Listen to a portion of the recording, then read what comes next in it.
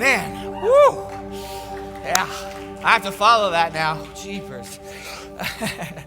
It's always the tough thing. But man, what an incredible morning so far. Thank you for being here. We know who the real Christians are this morning for showing up for Labor Day weekend. So give yourselves a hand.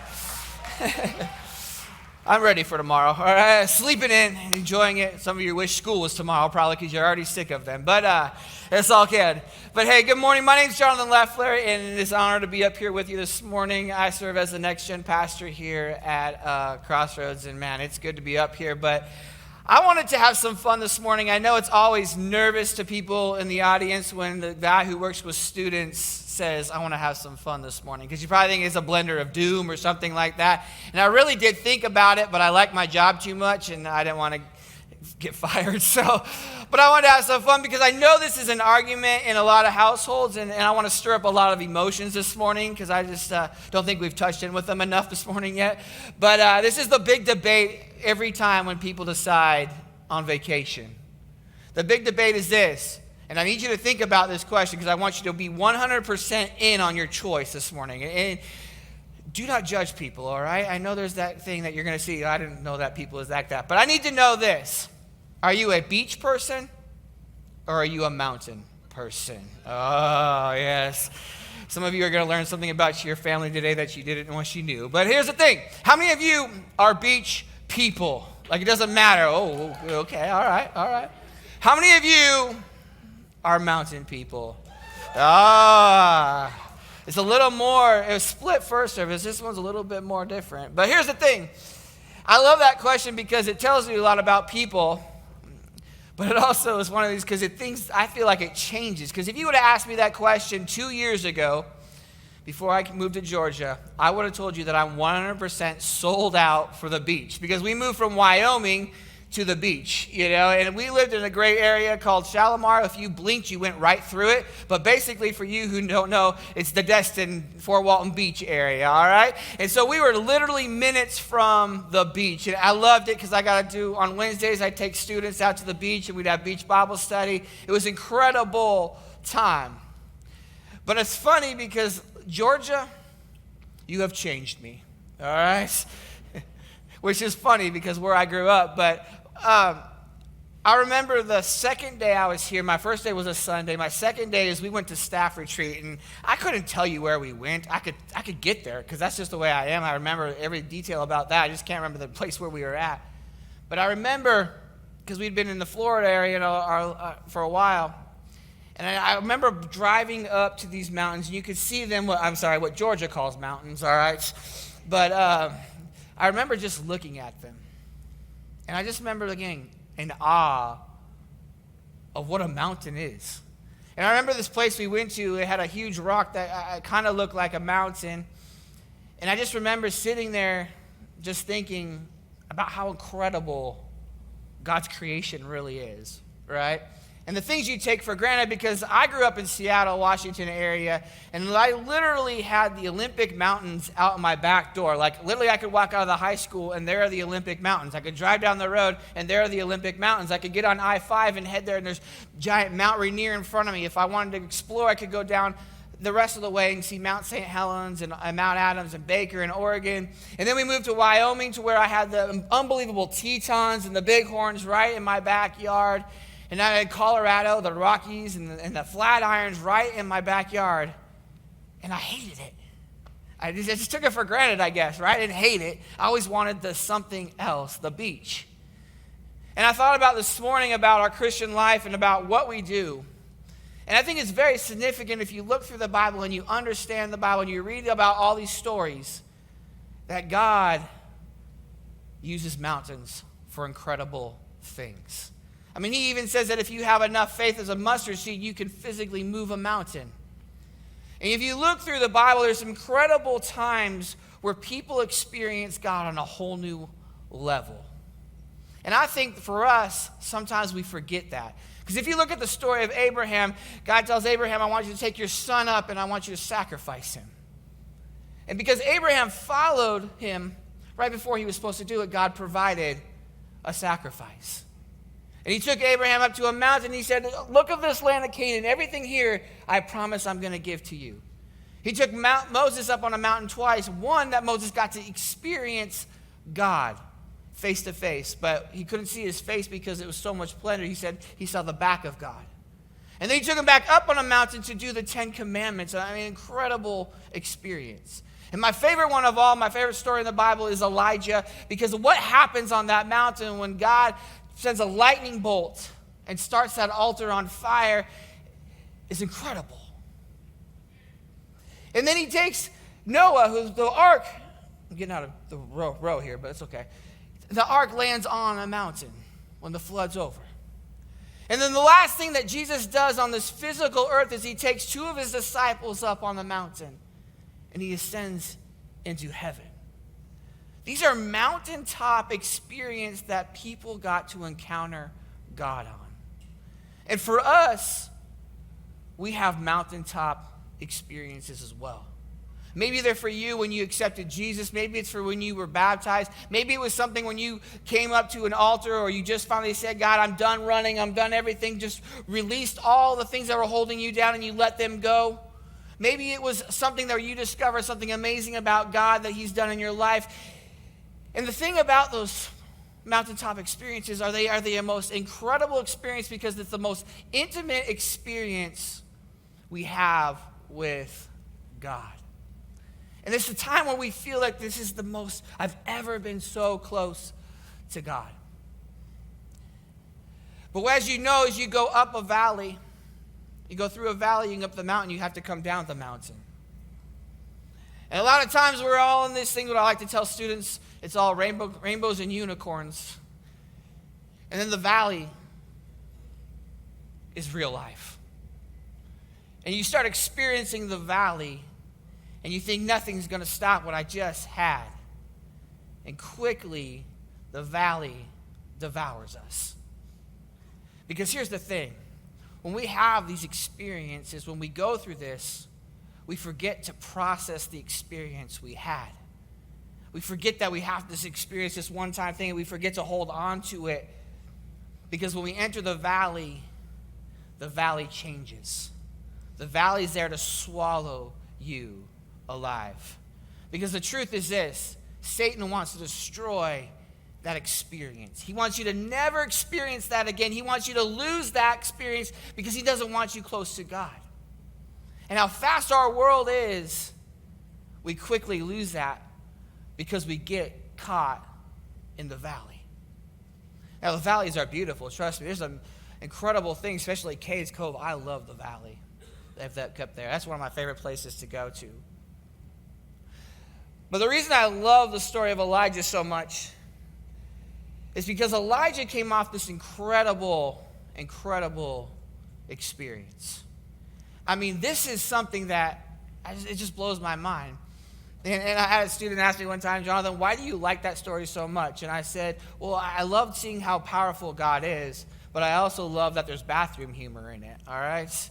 Because Elijah pokes fun at him, and he says, maybe Baal is in the bathroom. He can't hear you. Start screaming louder. And maybe he's on vacation. Maybe he left you. And the prophets of Baal are cutting themselves and screaming, trying to get a hold of their attention. And it never lights. And Elijah says, fine, I'll build an altar. Keep pouring water on it. Keep pouring water on it until this thing's flooded over so it cannot light at all. And they light the fire in this thing. The lightning bolt comes down and it lights the fire. And all the Baal prophets are destroyed. They're ruined. And they're at this point where Elijah feels like this is the greatest moment in my life. Nothing can stop me until Jezebel sent him this note found in 1 Kings 19:2-6. It says this, may the gods strike me and even kill me if by this time tomorrow I have not killed you just like you killed them.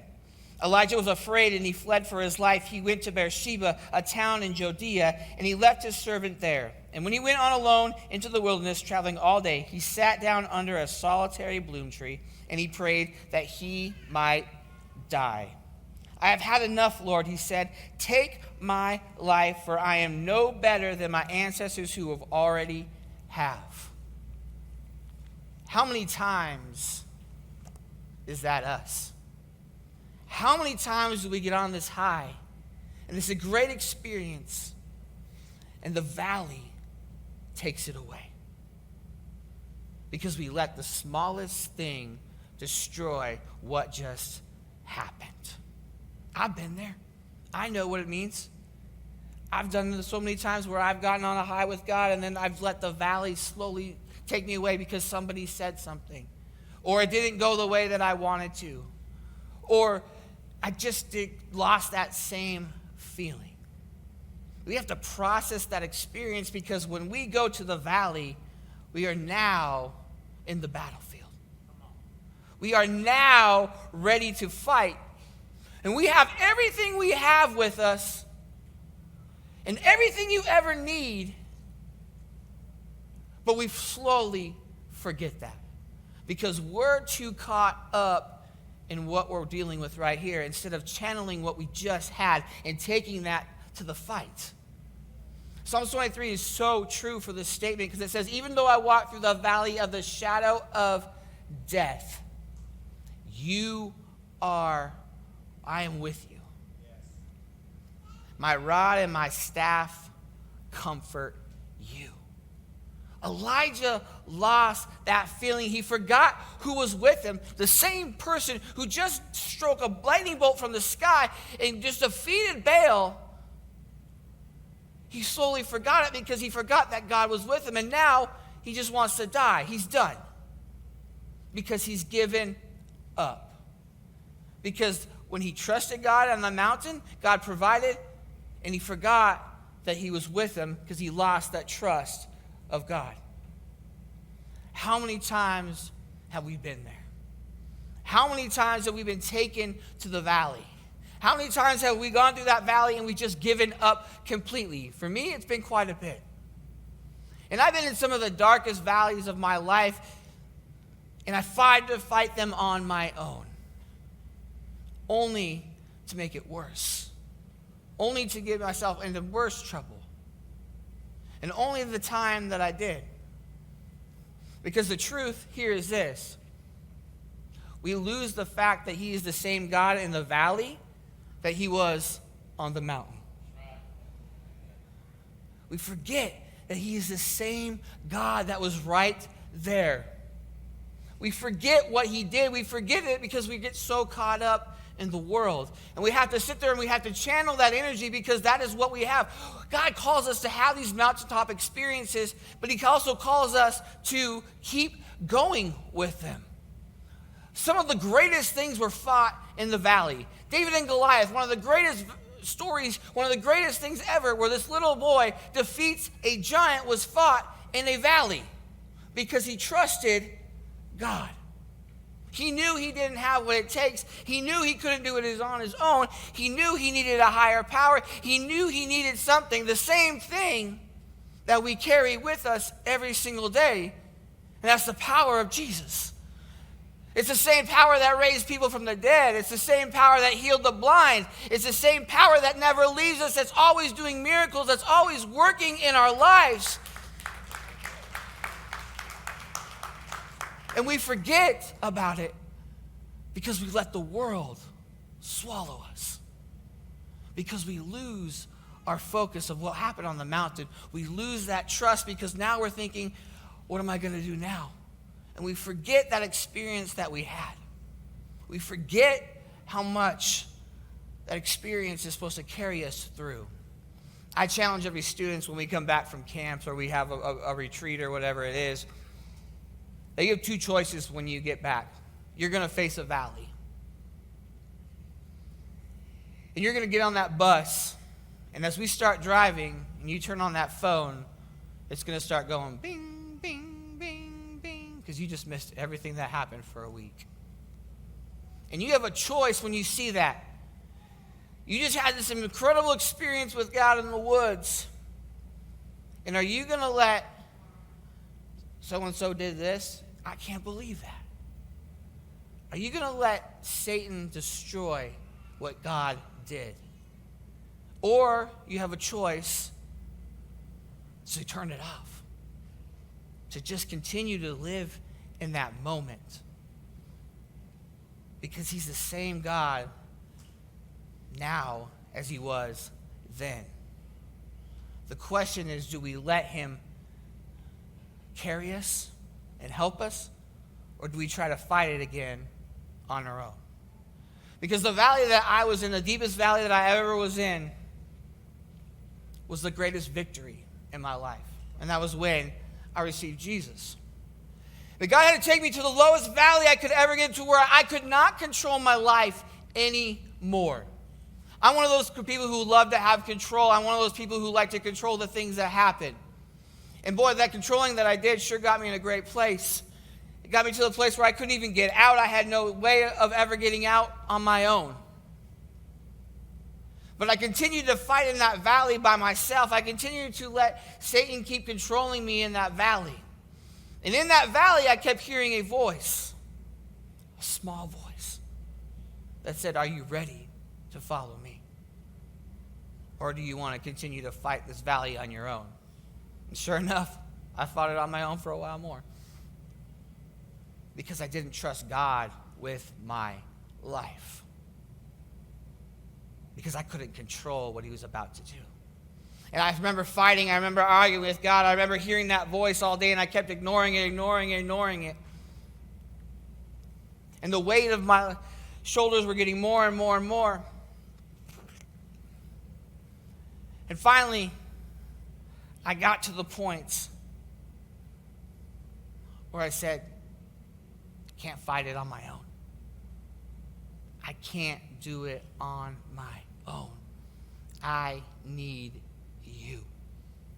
I remember falling to my knees and just crying out to God.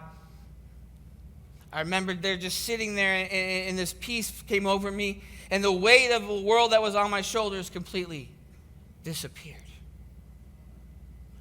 To me, that was my most incredible mountaintop experience, because it's where I finally understood who God was. Because I surrendered my life to him. I said, I'm putting my life in your hands. I'm not having any more control of this. I need you to control it. I need you to help me get out of this valley. And I remember that feeling.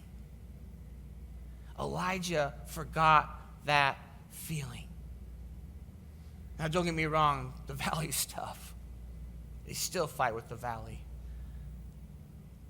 But when we channel that, we process that experience, and we remember he's the same God that was in the valley, that he's in the valley that was on the mountain, we can do anything. We can get through anything. We can fight anything. We can continue down the path of this valley where it's unicorns and rainbows.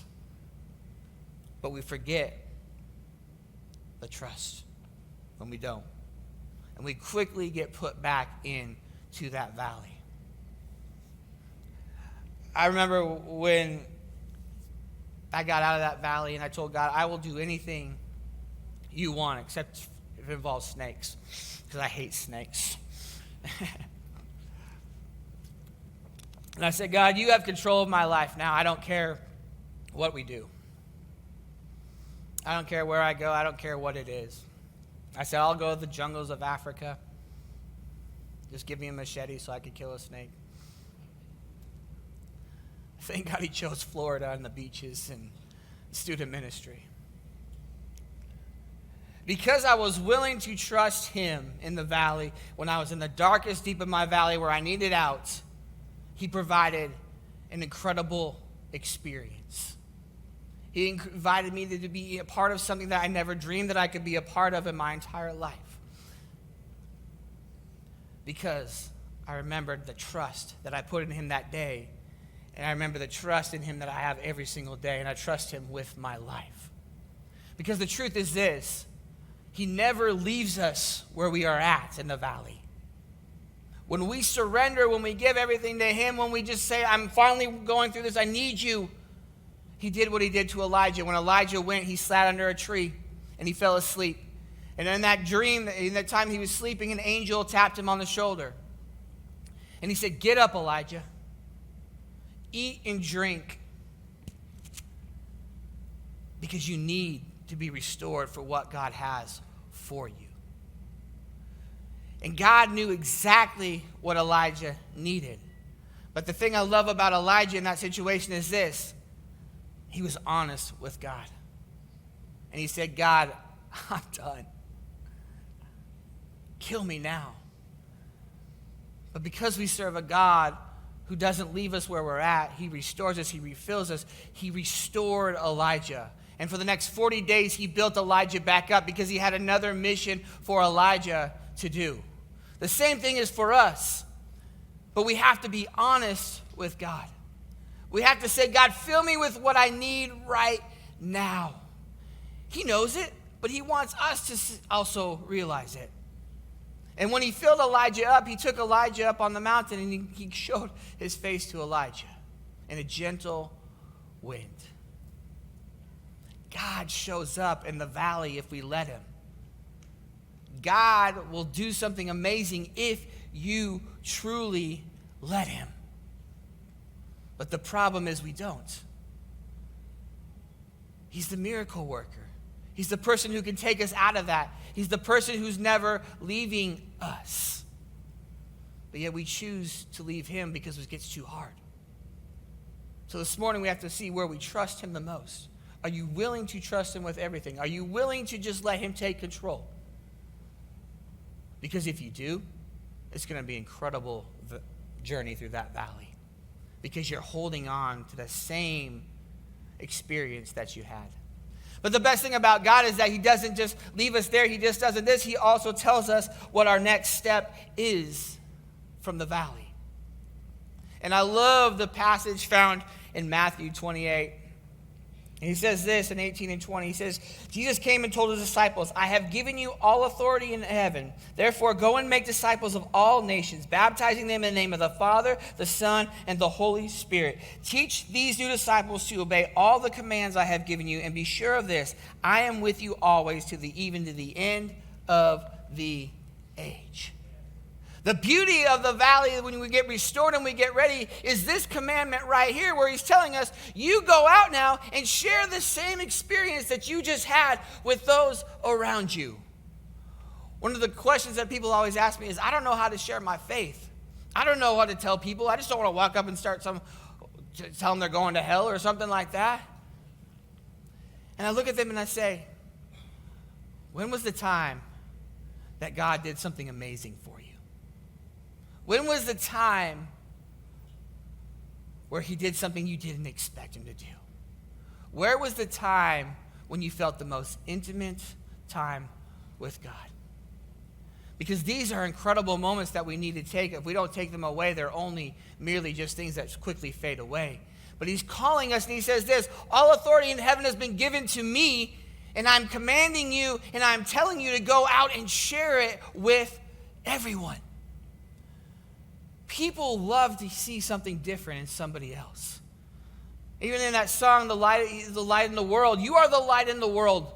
When people see you going through the valley and they don't see you crumbling, they don't see you, they go, what is wrong with that person? Why aren't they falling apart? It's because you channeled that same time you had on the mountain, and they want it. Because they want to see what you have is different. That's the biggest thing that we have with them. And sometimes we take these mountain experiences and we just forget about them or we don't share them, and we lose that opportunity that God has put us in a spot to be the light of the world. That to be the people he says go out and make disciples. And then when they become disciples, they get to have another mountaintop experience when they enter that tank. Where they go down to their old life and they come back up. And they're a new creation.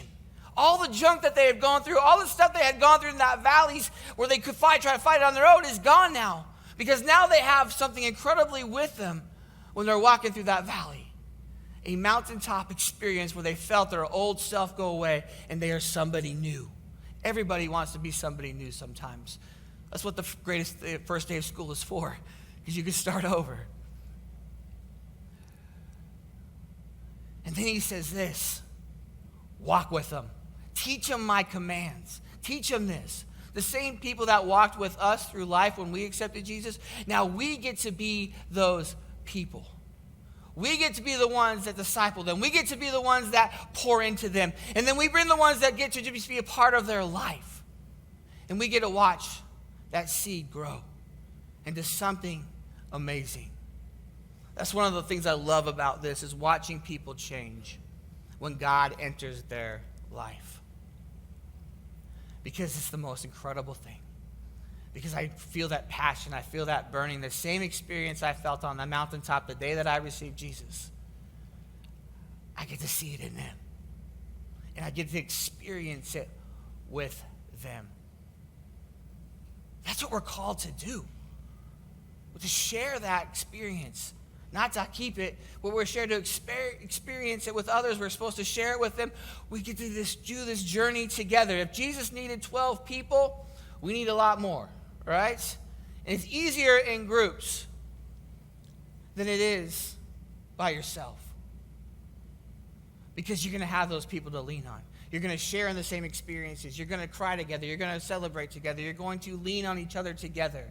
Because that's what God has created this time for us to be with. Is to share in these experiences together. But yet we choose to hide them. We choose to keep them to ourselves because we're scared. And he says this at the end of the verse. I am with you always, even to the end of the age. He's with us. When you're scared to tell someone about your experience, when you're scared to enter the valley, when you're scared to know these things, you remember this. He is with us to the end. He's never leaving.